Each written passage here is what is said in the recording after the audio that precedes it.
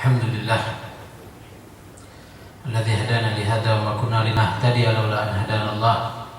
Asyhadu an la ilaha illallah wahdahu la syarika lah wa asyhadu anna sayyidana wa nabiyyana Muhammadan abduhu wa rasuluhu la nabiyya ba'dah.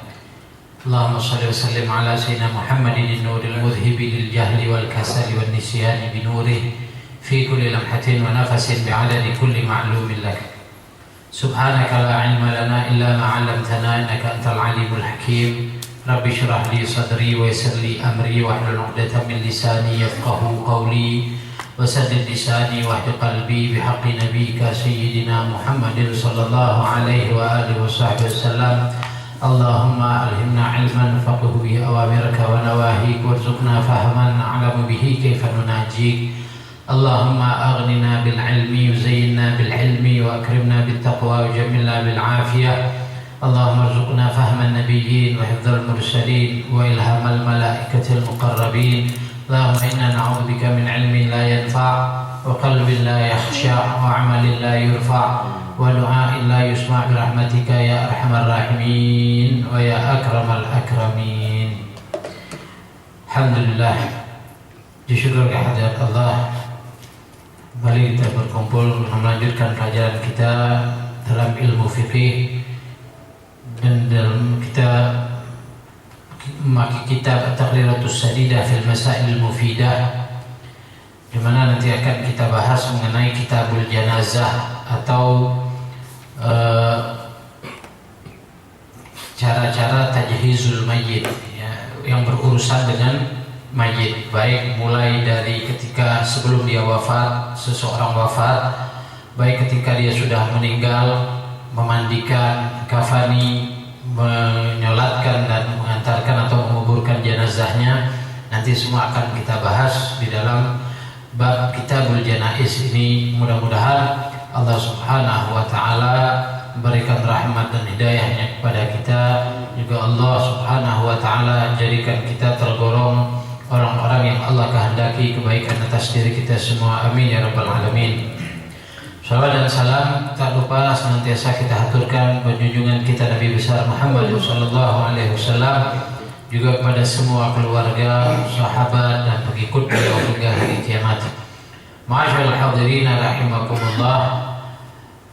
Muallif mengawali Kitabul Janaiz biqaulih Kitabul Janaiz al-janaizu jam'u janazah bil fathi ismun lil mayyiti fin na'shi wa amma bil kasri ismun lin na'shi wa huwa fi wa qila al-aksu wal maqsud huna tajhizul mayyiti min ghuslihi wa takfinihi wa salati alaihi wa dafnihi. Kitab janazah, janaiz jamak dari janazah.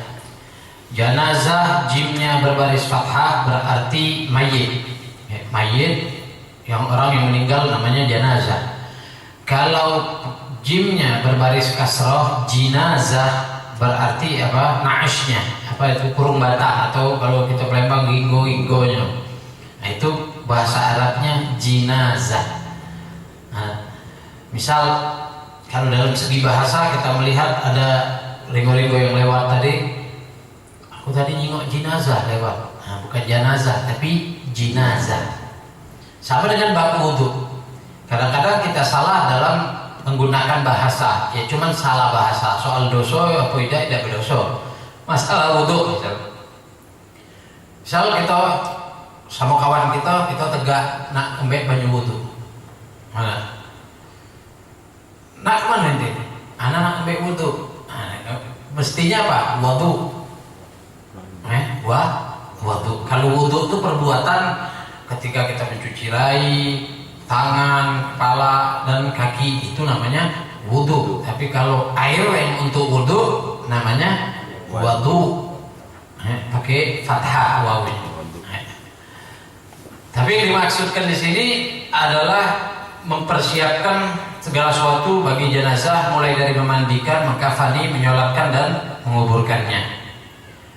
Sebelum membahas semua itu, dikatakan oleh pengarang kitab ini, wa yustahabbu dzikrul mauti biqalbi wal isti'dadu lahu bitaubah.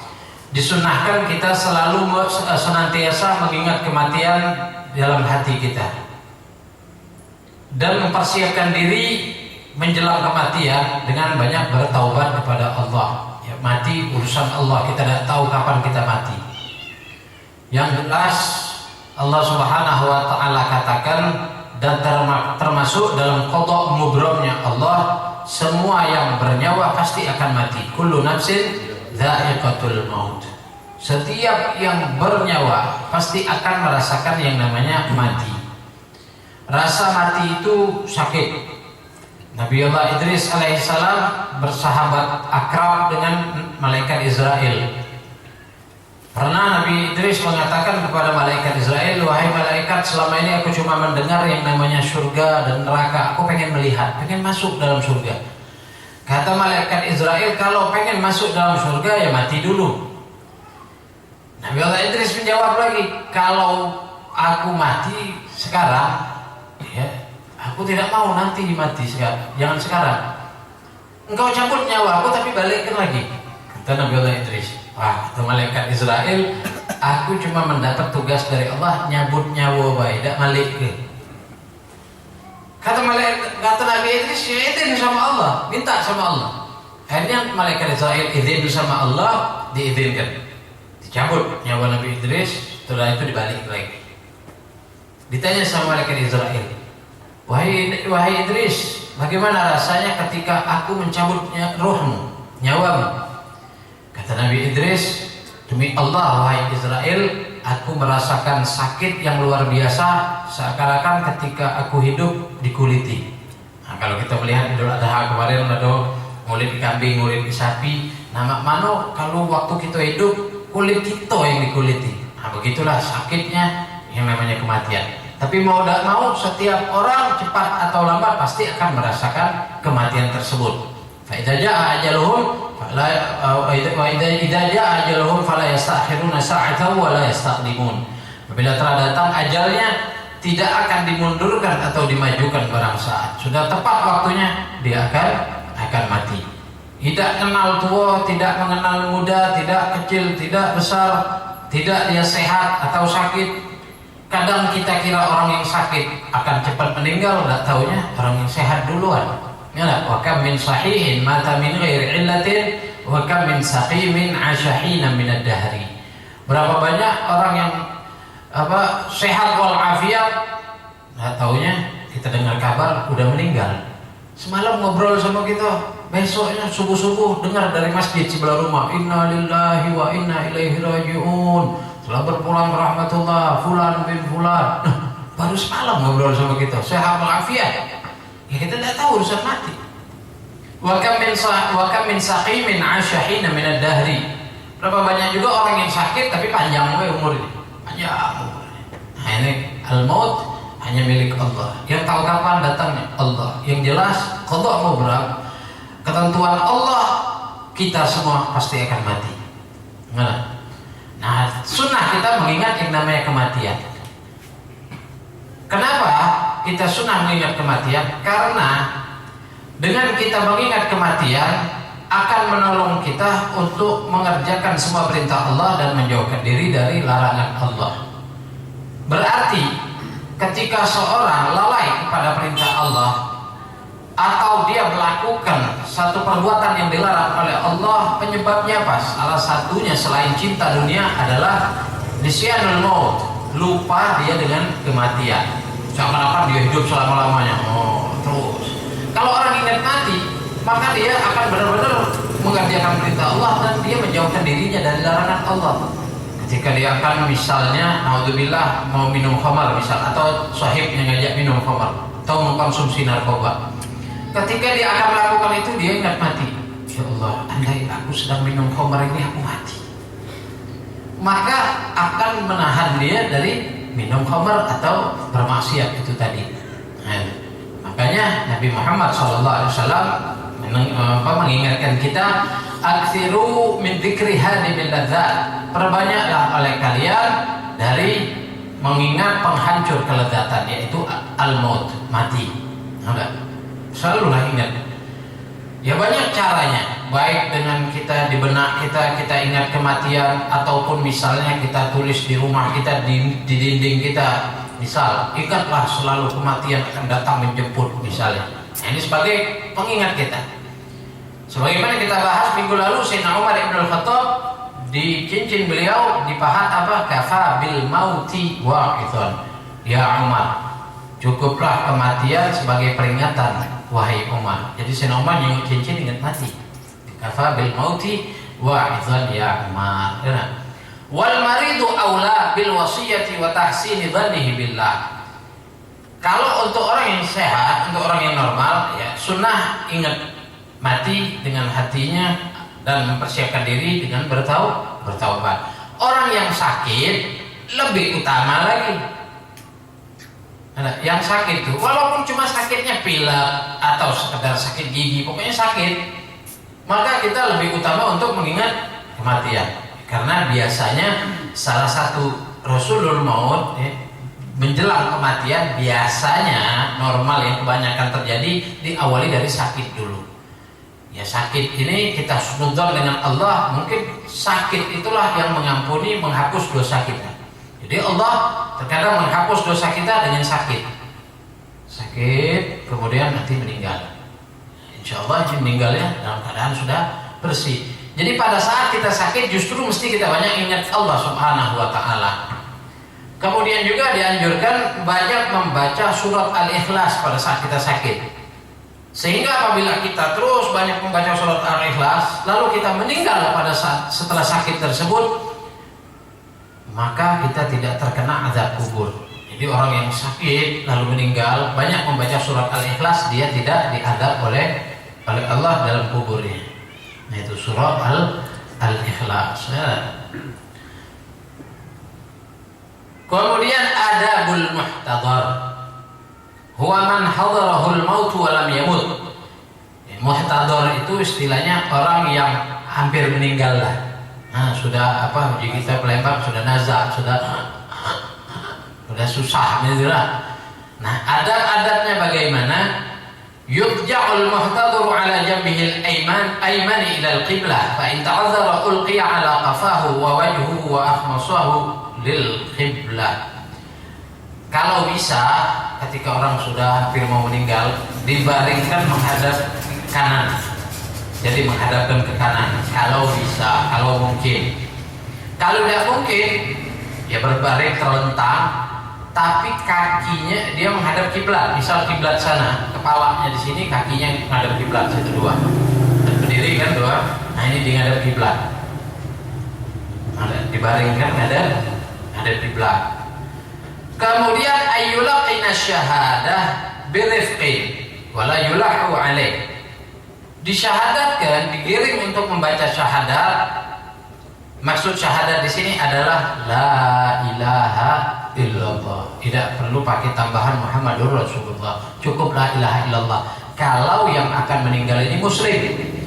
Kalau yang akan meninggal ini kafir, maka ditalkinkan dua kalimat syahadat. Siapa tahu ketika ruhnya akan keluar, dia mengucapkan dua kalimat syahadat, berarti meninggal dalam keadaan Islam. Kalau dia kafir, ucapkan la asyhadu an la ilaha illallah pelan-pelan. Jangan cepat ucaplah la ilaha illallah, la ilaha illallah. Atau dua kalimat syahadat. Igo meninggal itu kan.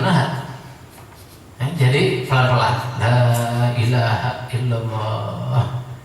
Yang afdol, jangan kita katakan, jangan ngomong sama dia, ucapkan la ilaha illallah, ucapkan la ilaha illallah, tidak usah, langsung baik la ilaha illallah. Dan afdol yang mentalkinkan bukan dari ahli warisnya, ahli waris yang bakal meninggal nih. Kenapa bukan ahli warisnya? Kalian mau kaget ketika wong yang bakal meninggal ini ditalkin oleh ahli waris, kaget dia datang perasaan, ini aku mati biar dapat waris aku. Nah, jadi seafdolnya bukan ahli waris.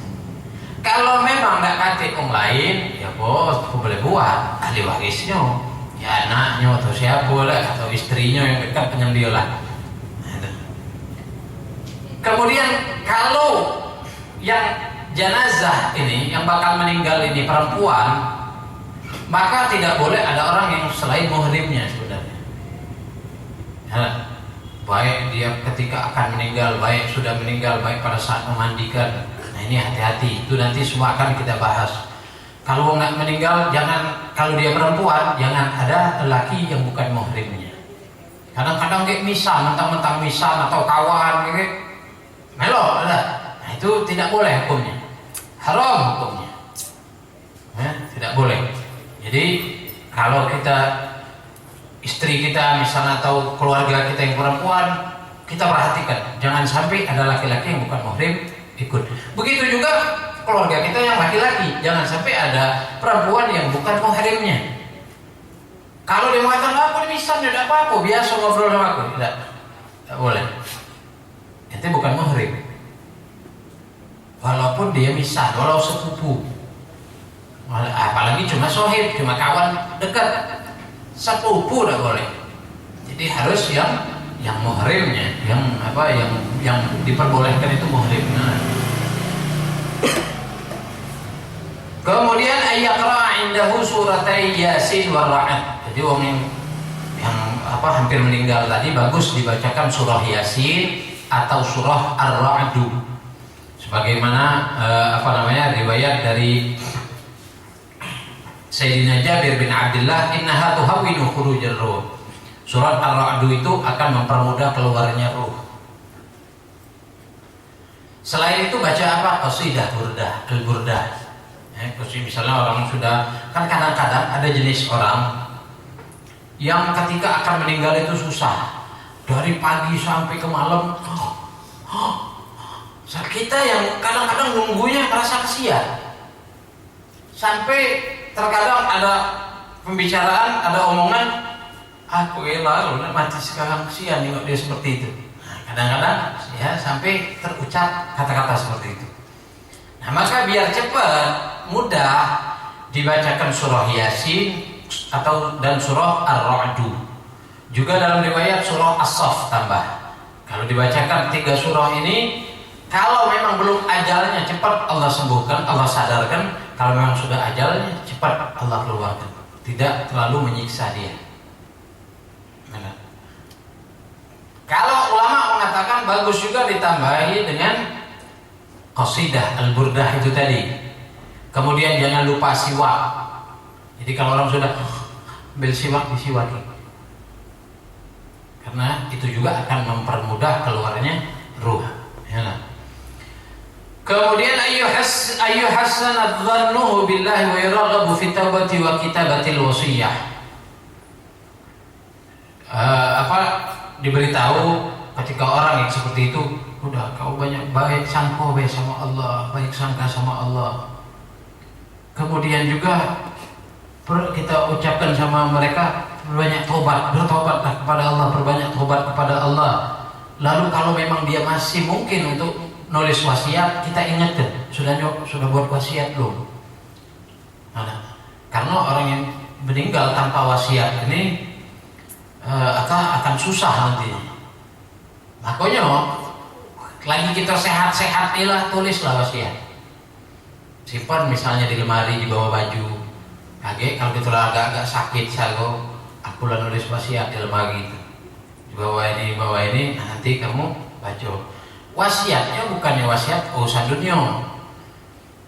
Wasiat, wahai anak istriku atau orang-orang yang berkaitan denganku, aku berwasiat kepada kalian agar senantiasa bertakwa kepada Allah, tidak mempertebal keimanan kalian, tidak meninggalkan kewajiban, selalu menjauhkan diri dari maksiat, berakidahlah dengan akidah Ahlussunnah wal Jamaah, misalnya akidah yang diridhoi oleh Allah dan Rasulnya. Ini wasiatnya kita. Jangan wasiat mengenai fulus, aku berwasiat kalau duit aku itu kagak ini tahlil ke aku dulu, habis itu juali, habis aku lanuju, nah baru kamu bagilah duit, bagilah nang betino sama gato. Nah ini wasiat yang nggak perlu dijalankan. Kalau sudah ada wasiat, misalnya di si Majid bagi duit waris sama rata antara laki-laki dan perempuan, itu tidak perlu dijalankan. Kenapa? Karena urusan waris sudah diatur oleh Allah. Yang laki-laki dapat 2 dari perempuan, 2 kali dari perempuan. Oh ini sudah ada wasiat dari orang tua. Tidak semua wasiat mesti dijalankan. Kalau wasiatnya tidak sesuai dengan syariat, tidak perlu dijalankan. Tidak boleh bahkan dijalankan. Laki yang betino sama bagiannya sama tanam misalnya. Oh ini wasiat dari orang tua, tidak boleh.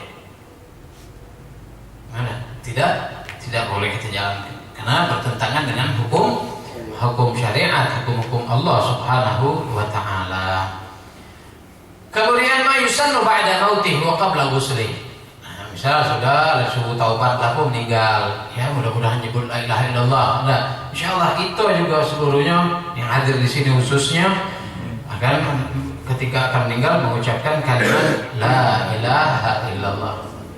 Man kana akhiru kalamihi inda intihai ajalihi la ilaha illallah dakhala al-jannah. Man kana akhiru kalamihi inda intihai ajalihi la ilaha illallah dakhala al-jannah. Barang siapa di akhir pembicaraannya ketika akan meninggal la ilaha illallah dakhala al-jannah, masuk surga deh. Jadi penentuannya terakhir. Sebelum meninggal ini cobaannya juga besar. Ya, iblis pada saat itu datang. Nah, yang bisa menolaknya ini hanya amal kita nantinya. Kalau kita amalnya soleh, rajin sholat, rajin ibadah, iblis datang pada saat itu, kitanya ngebab lagi iblis. Sudahlah kau nak goda aku. Ya, orang yang meninggal kan biasanya awasannya macam-macam. Nah, kita buktikan sendiri dengan keluarga kita misalnya. Biasanya orang-orang mukmin, orang muslim 40 hari sebelum meninggal merasa deh. Kadang-kadang ngomongnya sudah lain. Kadang-kadang kakek lagi ngulik. Kakek aku tadi datang, kakek ratusan tahun, puluhan tahun yang lalu meninggal. Nah, ini sudah artinya mendekat-dekati. Tapi kadang-kadang yang datang itu bukan kakeknya tapi iblis. Yang menyerupai kakeknya nanti ngaku kan dia Tuhan. Pada saat orang mau meninggal itu dia merasakan haus yang luar biasa. Bahkan dimisalkan andai samudera ini, lautan seluruhnya diminumkan dia, diminumkan orang tadi masih belum lega. Nah, iblis nanti pada saat kita akan meninggal datang membawa segelas air. Lagi kita haus ini, dibawa air. Galak kau minum ini. Oh iya, aku haus. Kau mau minum? Ini aku Tuhanmu. Kalau pada saat itu kita mengatakan, iya engkau Tuhanku, meninggal dalam keadaan su'ul khotimah. Tapi kalau amal kita soleh, mau dia bawa segalon air, jangankan 1 gelas, segalon air, nanti iblis. Kita bisa menolaknya. Jadi yang menolak pada saat itu adalah amal baik kita. Ma yusannu ba'da mauti qabla ghusli. Lalu setelah meninggal sebelum dimandikan, apa yang sunnah bagi kita? Taghmidhu 'ainaihi. Kita pejamkan kedua matanya karena mata biasanya mengikuti keluarnya ruh. Mengikuti. Kadang-kadang terbuka nih. Kalau yang terbuka nyelipnya itu agak sakit. Berarti agak diunjut dikit oleh malaikat Jibril, putal yang dulu tagihnya. Nah, itu nyelipnya. Tapi bukan berarti nyelip itu langsung kita sebut, ini mungkin su'ul khotimah, mati nyelipnya. Nah, tidak boleh kita seperti itu. Kita tidak tahu. Ya, karena yang namanya mati itu sakarat. Arti sakarat itu sakit luar biasa. Sakaratul maut, sakit. Nah, jadi orang kadang-kadang ya lain dengan orang soleh, para aulia atau para anbiya, mereka penjam matanya, tidak perlu dipejamkan lagi. Tapi kalau orang-orang biasanya matanya terbuka. Kalau yakin dia sudah meninggal, maka kita tutup matanya. Ya, kita baca sholawat tutup matanya. Kalau ketika ditutup masih tegak, masih dia terbuka lagi, maka dikasih pemberat seperti duit 100 logam yang lamu tuh.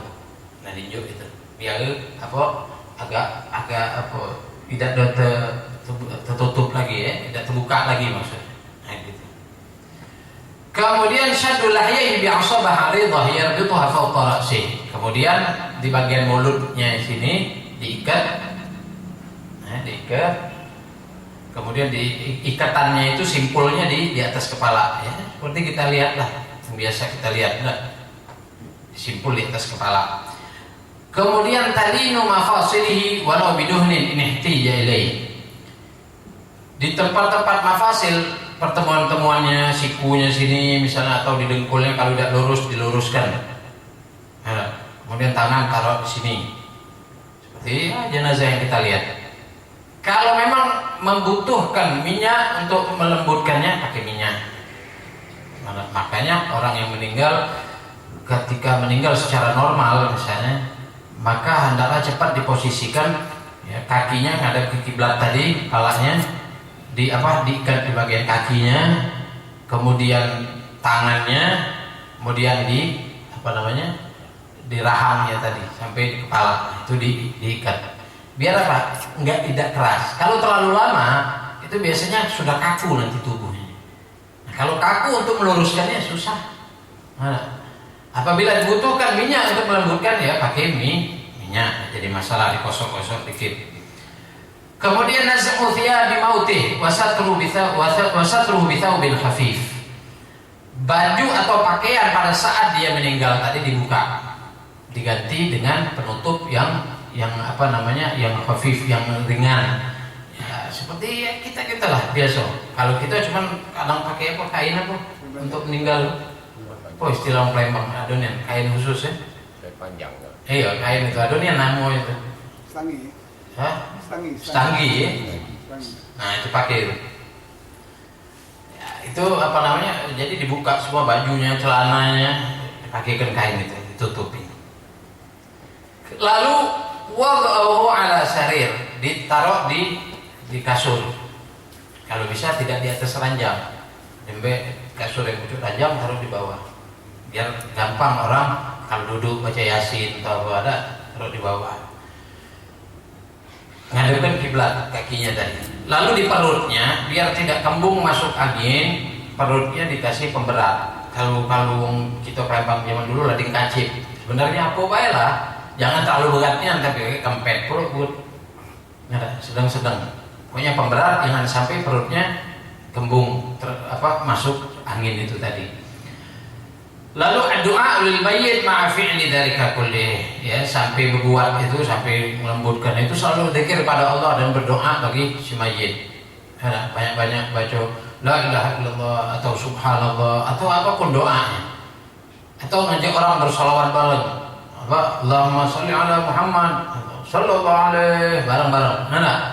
Jangan pada saat itu heboh, ribut. Biasanya ribut orang pada saat itu.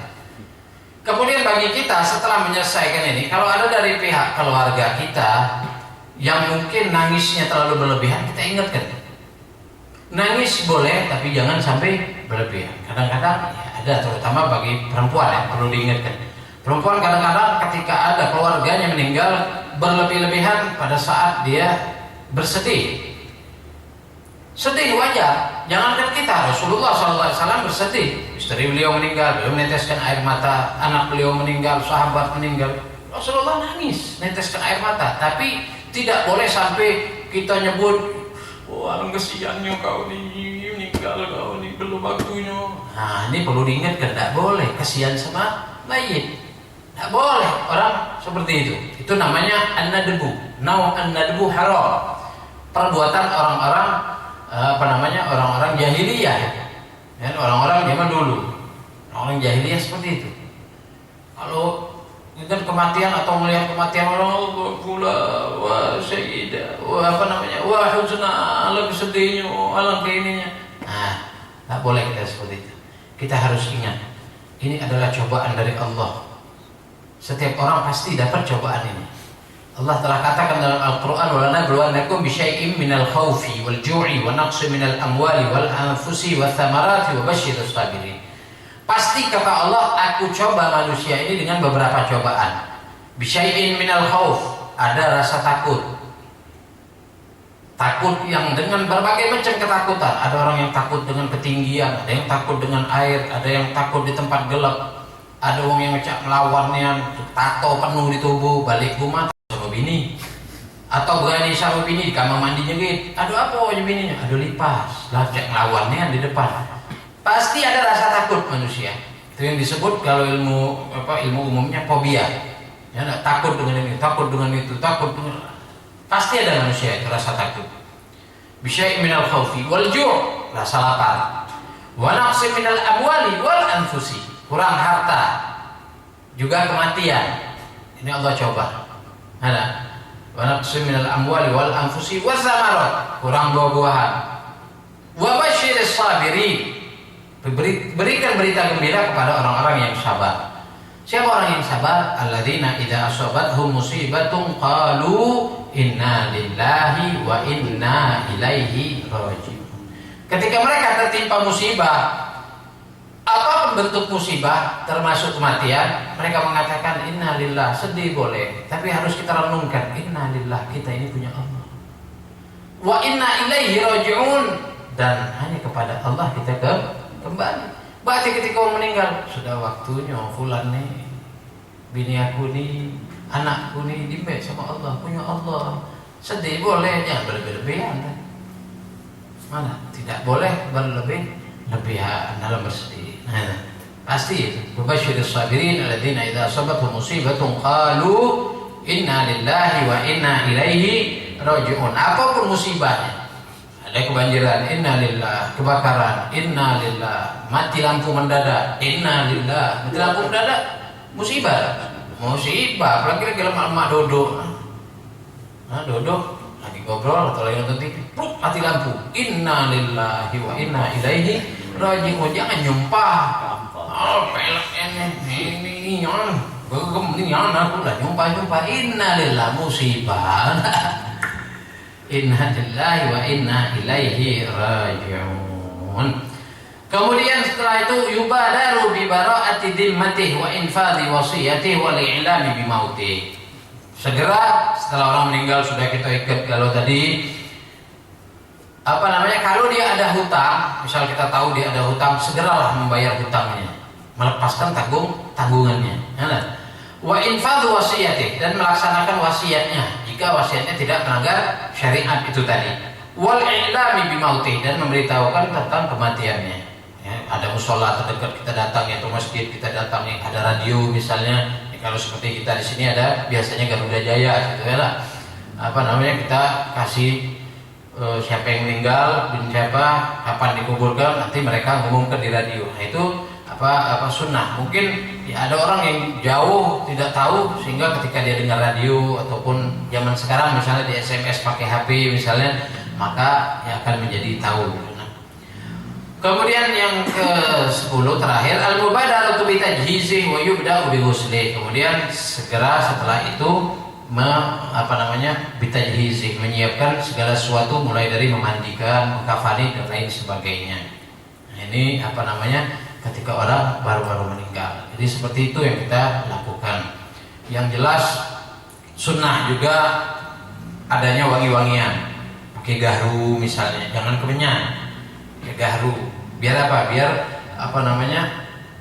bau-bauan dari mayit tadi tertutupi dengan bau gahru tersebut, bau wangi-wangian tersebut.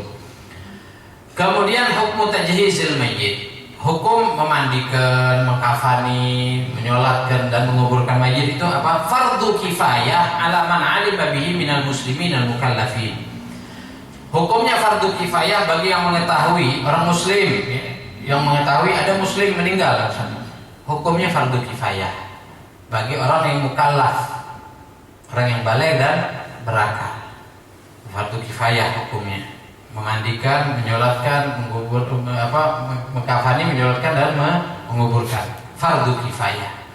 Fala yakfi fi'lul malaikati aw an-nisa'i aw as-sabiyyi illa in ta'ayyana 'alaih.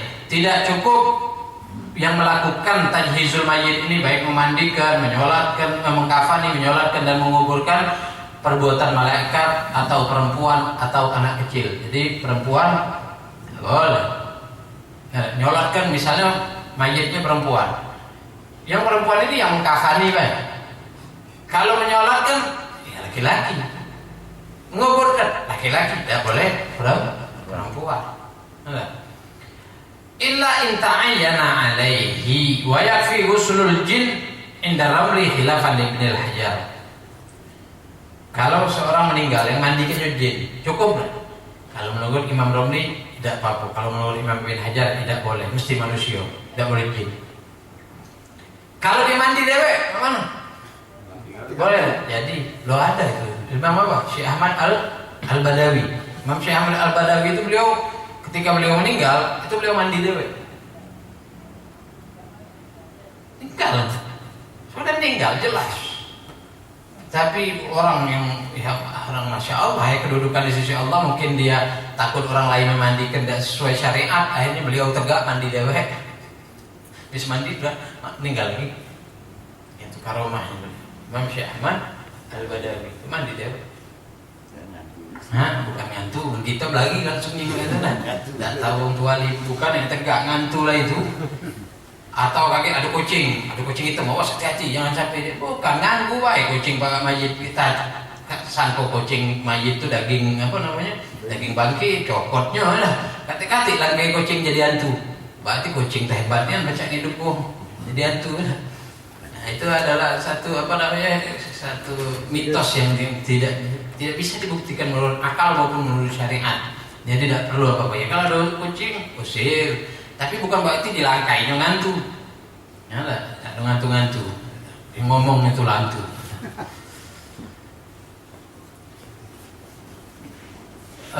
Kemudian hukum tajhiz syahid. Hukum yang berkaitan mengenai orang yang mati syahid. Itu berbeda hukumnya tergantung dari pembagiannya. Sebab syahid ini terbagi menjadi 3. Ada namanya syahid dunia dan akhirat. Itu yang pertama.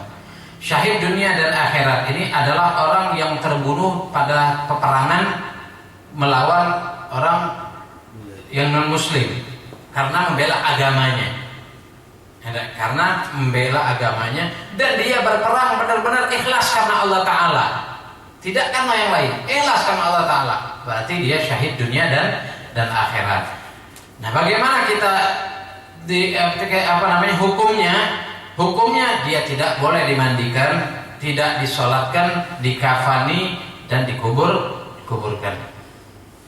Tidak boleh dimandikan, tidak boleh disolatkan, cuma dikafani lalu dikuburkan. Dikafan juga tetap masih baju yang dia pakai pada saat dia berperang. Kenapa demikian? Karena darah orang yang mati syahid itu nanti di hari kiamat akan menjadi saksi dan akan berbau lebih wangi dari minyak kasturi, dari minyak wangi yang enak ya. Nah itu darahnya. Karena pernah Rasulullah SAW menyatakan ketika banyak sahabat yang gugur di perang Uhud, Rasulullah mengatakan ini syahidun ala haula. Nanti aku di hari kiamat yang menjadi saksi mereka, sahabat yang meninggal. Ma min damin yudma illa wallahu lawnud dam warrihu rihul misik, kata Rasulullah. Nanti di hari kiamat mereka dibangkitkan warna darahnya akan tetap warna darah merah, tapi baunya tidak amis seperti di dunia, baunya akan lebih wangi dari minyak kasturi. Nah, itu yang dikatakan Rasulullah. Makanya berdasarkan itu orang yang mati syahid tidak boleh dimandikan. Tidak juga disolati. Kenapa tidak disolatkan? Karena orang tidak punya dosa. Orang yang mati syahid, dia diampuni oleh Allah. Semua dosa-dosanya habis. Berarti tidak perlu disolatkan. Cuma dikafani, di baju yang dia masih pakai, tak baik kafan, kemudian dikuburkan. Kemudian yang kedua, syahid dunia namanya. Syahid dunia.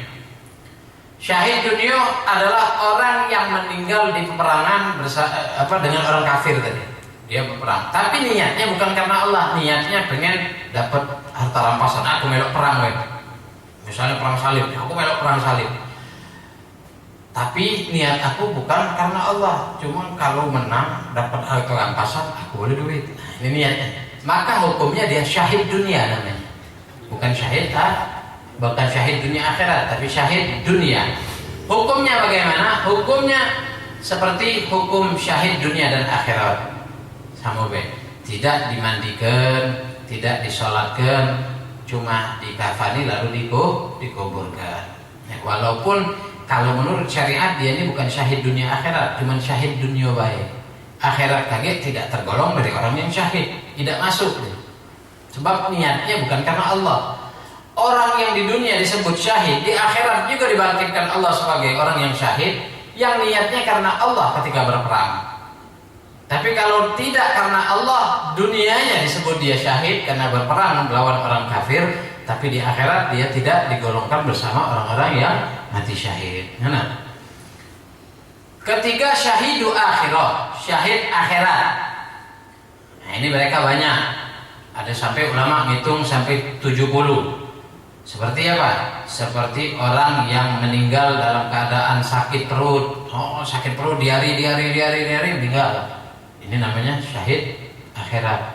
Dunianya tidak disebut syahid, tapi di akhirat digolongkan orang yang syahid. Atau karena tenggelam, atau karena kebakaran.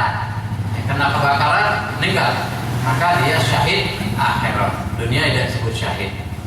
Tapi kalau tidak semua kebakaran atau mati meninggal yang terkena musibah itu disebut syahid. Akhirat juga tidak. Tergantung nanti gimana dengan kacamata syariat. Seperti kalau gunung meletus, sudah tahu gunung meletus masih dia tidak mau lari. Nah, ini namanya konyol, bukan syahid.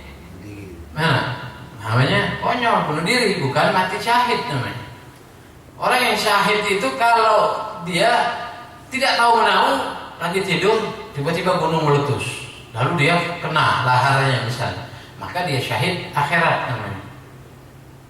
Nah, tapi kalau udah tahu ini bakal gunung meletus, wedus gembel ini bakal turun, udah tahu ini panas ini, masih dia ini walaupun dia dalam keadaan sujud, dalam keadaan sholat, itu namanya bunuh diri. Sama juga dengan orang yang dokter melarang dia pergi haji. Karena apa? Karena misal kata dokter, kalau engkau paksakan untuk pergi haji, kamu capek, ini akan berakibat meninggal dunia. Tapi dia masih, aku pergi haji tidak apa-apa. Mungkin aku dengan sakit aku meninggal di sana. Itu juga konyol namanya. Orang yang disebut syahid akhirat, ketika dia sehat walafiat pergi haji, datang ajalnya di sana, itu syahid. Tapi kalau dia sudah di Indonesia kalau paling mati sana, bunuh diri namanya. Dan juga tidak wajib, berarti tidak istitoah hajinya, sudah tidak wajib haji. Tunggu, yang penting inti punya niat. Kalau inti toh meninggal sebelum kesana nih, sebelum ke Mekah atau Madinah, ya itu sudah tergolong orang-orang yang melaksanakan ibadah haji. Nah, itu bagian orang yang bagian daripada orang-orang yang syahid dunia dan akhirat, atau bagian yang syahid dunia akhirat dan dunia akhirat, dunia dan akhirat. Selanjutnya nanti kita akan bahas mengenai bayi yang keguguran, itu bagaimana yang akan kita lakukan. Insyaallah itu kita sambung di minggu yang akan datang.